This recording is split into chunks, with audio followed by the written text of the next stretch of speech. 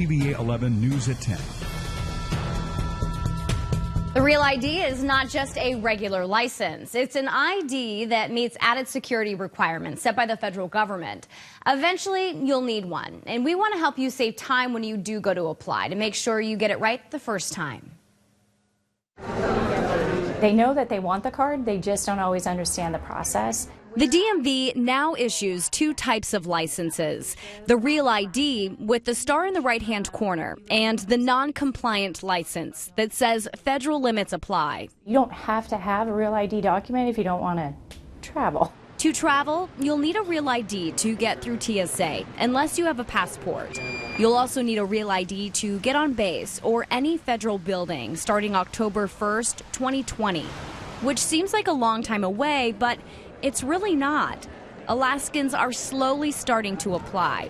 So far, about 10% have gotten their Real ID. We just hit 60,000, and so we have a little bit further to go. To get a Real ID, you will need to provide proof of your name, identity, date of birth, lawful status, and show two documents proving your residency. And most importantly, you'll need two proof of address, no P.O. boxes. You can use a utility or cell phone bill or insurance documents.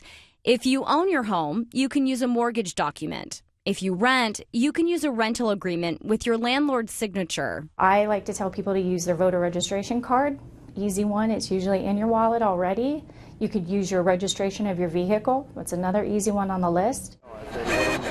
Thompson says about 39% of the people coming into the DMV are applying for their Real ID, including David Chamberlain. I did get an appointment online, and I think that made it really good. And checked the DMV's website to make sure he had all of the necessary documents. You need lots of stuff, and online tells you what to bring. So bring everything your mother gave you and your boss and the federal government. 2, 1. David checked all the necessary boxes to get his Real ID on his first visit.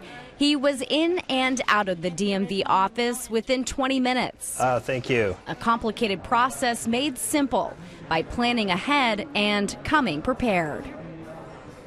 If you want to get a Real ID, go to the DMV website and look over the checklist. It tells you the types of documents you'll need and will walk you through the steps and what to do if you encounter a hang-up, say with a name change or a physical address.